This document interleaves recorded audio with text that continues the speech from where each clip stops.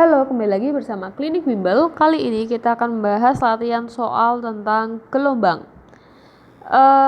Selanjutnya soal nomor 6. Kita memiliki persamaan Y sama dengan 0,1 cos 10 px sin 100 pt.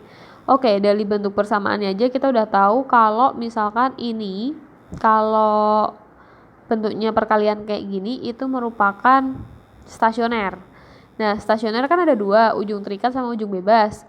Yang perlu diingat kalau ujung bebas berarti nanti cos dulu. Ingat-ingatnya habis B itu C. Nah, tapi kalau misalkan yang terikat berarti sin cos.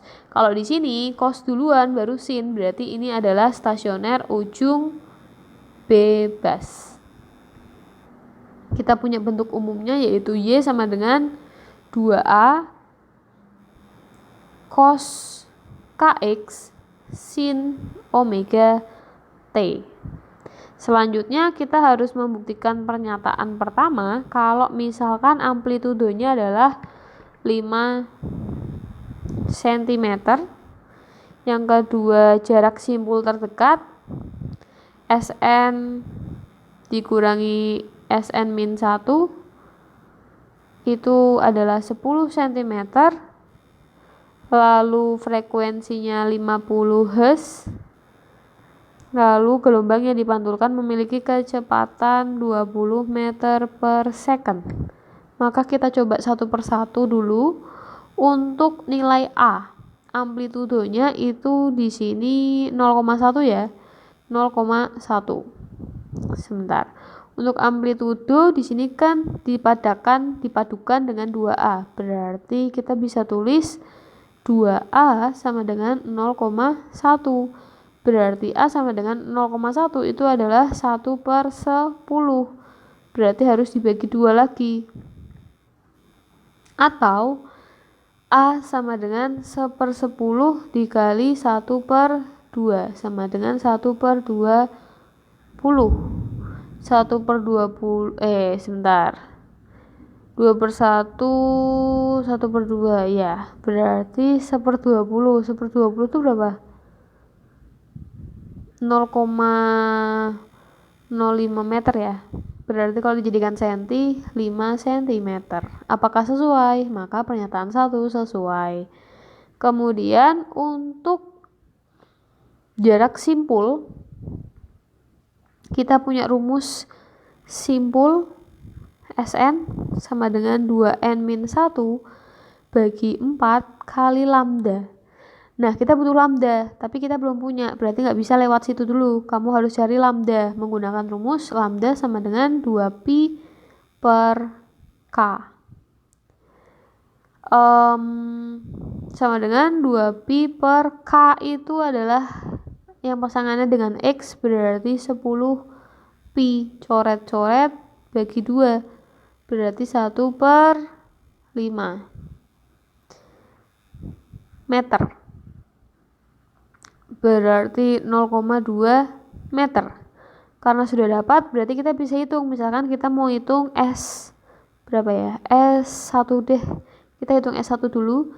Berarti 2 kali 1 2, kurangi 1 1, berarti 1/4 dikali 0,2 kali 0,2 itu 2/10, coret 2, berarti 1/20, berarti berapa?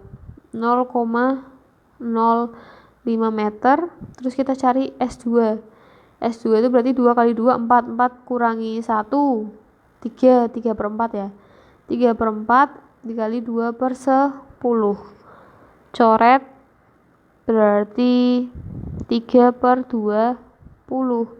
3/20 itu adalah 0,15 meter. Nah, karena yang ditanyakan adalah jarak simpul ke simpul terdekat, itu berarti delta S. Maka S2 dikurangi dengan S1, 0,15 dikurangi 0,05 didapatkan 0,1 meter atau 10 cm. Maka pernyataan kedua benar.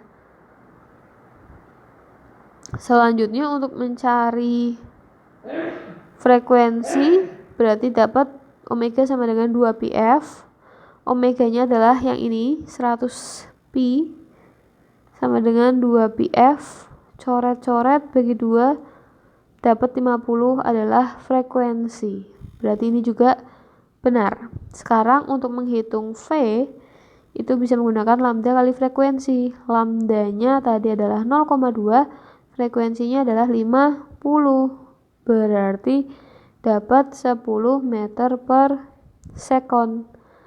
Maka jawaban yang keempat itu tidak tepat ya. Berarti nanti hanya 1, 2, dan 3 yang benar. Selanjutnya nomor 7, ada seutas tali dengan panjang 8 meter digerakkan naik turun dengan ujung terjadi simpul gelombang. Simpul ke-8 jaraknya adalah 2 meter dari titik awal. Dari titik awal getar. Maka panjang gelombang yang dibentuk tali yang ditanyakan adalah lambda. Oke, kita gambarkan dulu. Ini adalah gelombang stasioner. Ya, sebentar kita cek. Ini tuh mungkin soalnya ada kekurangan kata-kata ya. Jadi perhatikan yang bagian digerakkan naik turun dengan ujung terjadi simpul. Nah, mungkin yang dimaksud adalah ujung terikat. Jadi anggaplah ujung terikat ya. Setelah itu kita coba gambar. Di sini anggaplah tali itu dari pojok ke pojok itu adalah 8 meter. Ingat, yang ini itu adalah asal atau sumber getar. Sumber getar. Yang ini itu adalah pantulan. Kalau misalkan stasioner itu kita menghitungnya dari pantulannya. Kemudian habis itu diketahui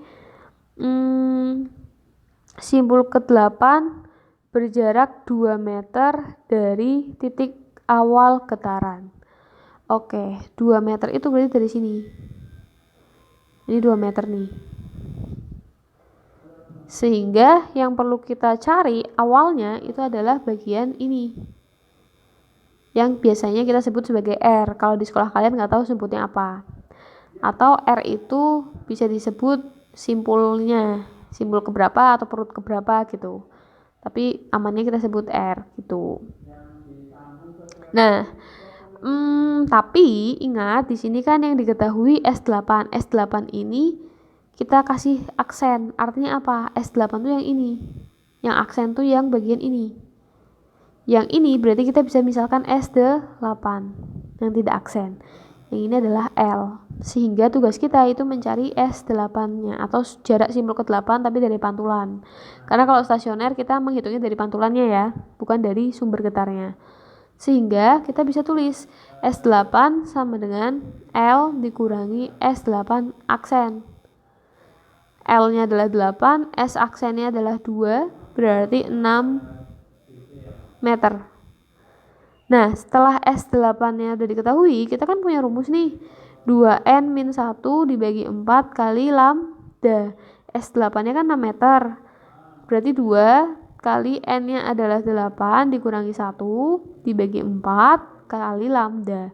Kali silang berarti 24 sama dengan 16 kurangi 1. 15 lambda. Kemudian dari situ maka 24 dibagi 15 sama dengan lambda. Bagi 3, 8 bagi 3, 5 sama dengan lambda. Oh ya, sorry ada ralat. Jadi kalau ujung terikat itu rumus simpulnya itu adalah N-1 dibagi 2 kali lambda. Tapi kalau perutnya itu adalah 2N-1 dibagi 4 kali lambda. Nah, karena ini yang ditanyakan berbeda dari soal sebelumnya, yaitu yang simpul, maka kita ada salah rumus nih. Sebentar, kita keliru. Rumusnya itu adalah N-1 bagi 2 dikali lambda.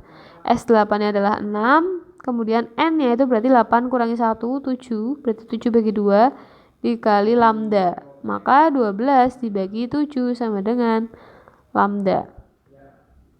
Maka nanti akan didapatkan lambdanya sama dengan 1,7 meter. Dapat deh. Selanjutnya untuk nomor 8, gelombang merambat dari kanan ke kiri. Kanan menuju kiri dengan frekuensi 100 Hz. Kemudian amplitudonya adalah 2 cm. Jarak antara bukit dan lembah gelombang terdekat. Bukit dan gelombang terdekat. Oke, berarti di sini itu adalah 2 cm. Jarak 2 cm sudah tentukan. Simpangan di titik asal. Oke, kalau ada soal kayak gini, kita hitung lambdanya dulu. Caranya gimana? Caranya dikatakan jumlah gini. Jadi kalau dalam gelombang, satu gelombang itu ada satu bukit sama satu lembah. Nah, ini bisa kita pecah lagi. Masing-masing nilainya 1/4 ya. Nah, karena di sini dikatakan jarak antara bukit sama lembah, berarti kan di sini tengah-tengah. Berarti di bagian sini 1/4, di bagian sini juga 1/4. Berarti 2/4. 2/4 itu sama dengan setengah. Jadi bisa kita tulis setengah lambda sama dengan 2 cm. Maka lambdanya sama dengan 4 cm. Terus karena lambda sudah diketahui, kita butuh apa lagi ya? Kita tulis dulu deh untuk persamaannya, simpangannya itu ini gelombang berjalan ya, berarti A sin omega T, karena arahnya itu dari kanan menuju kiri, berarti menuju X negatif, berarti kita pakai yang positif, Kx.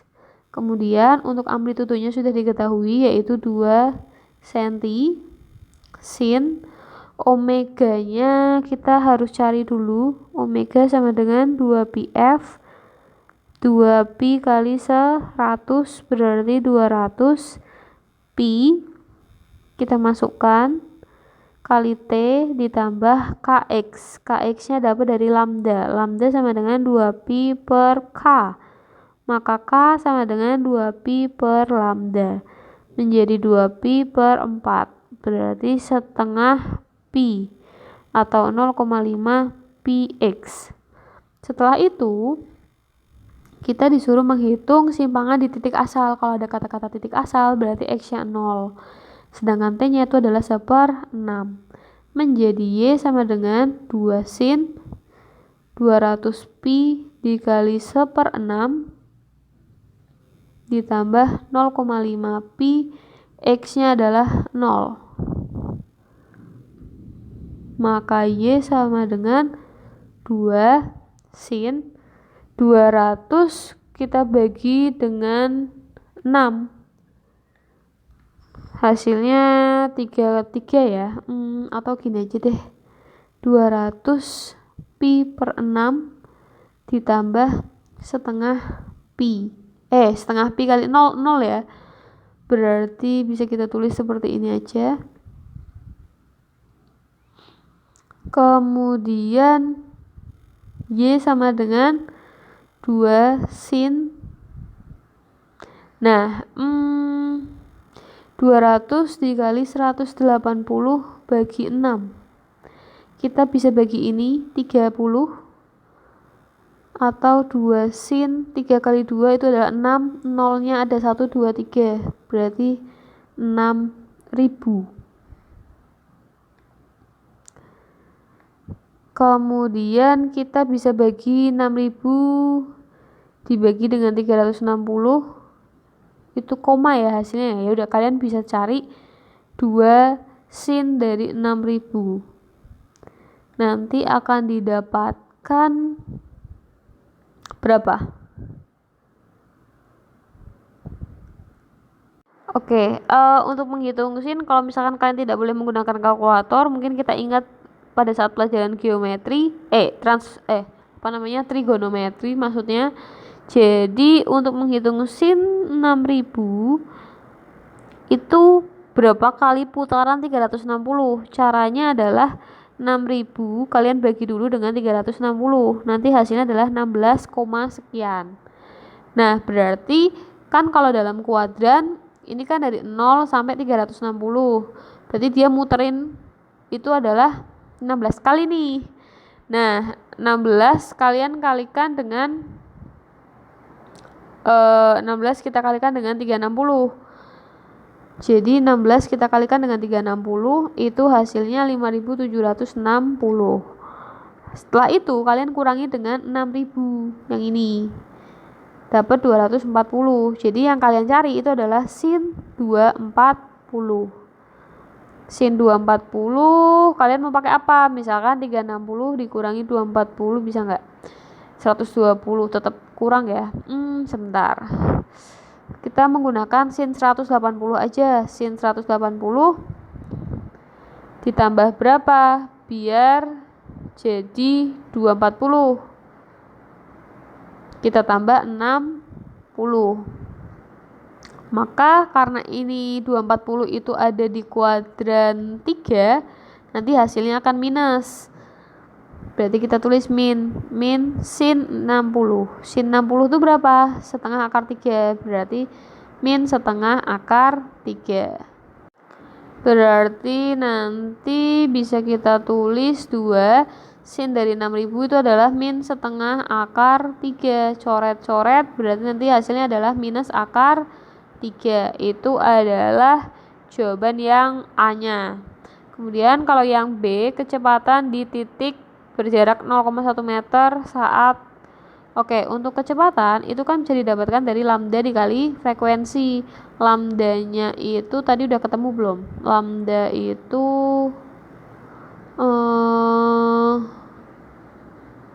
berapa ya tadi? Sebentar. Lambdanya adalah 4 cm.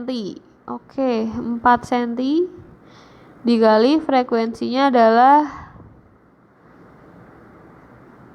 yang ini ya. Frekuensi adalah 100. Berarti kita masukkan 100. Berarti 400 cm per second atau 4 meter per second. Kemudian selanjutnya nomor 9. Untuk nomor 9 ingat nih superposisi. Jadi ada 2 gelombang. Kita tulis dulu. Y satunya adalah 0,5 sin pi per 2 kali T. Kemudian untuk gelombang keduanya 0,5 sin pi per 2 T ditambah pi per 3 meter. Yang ditentukan A-nya itu adalah amplitudo superposisi, B-nya adalah simpangan superposisi. Nah, kalau ada soal kayak gini, kalau superposisi itu harus kita jumlahkan dulu kedua gelombangnya. Jadi Y sama dengan Y1 ditambah Y2. Y1 0,5,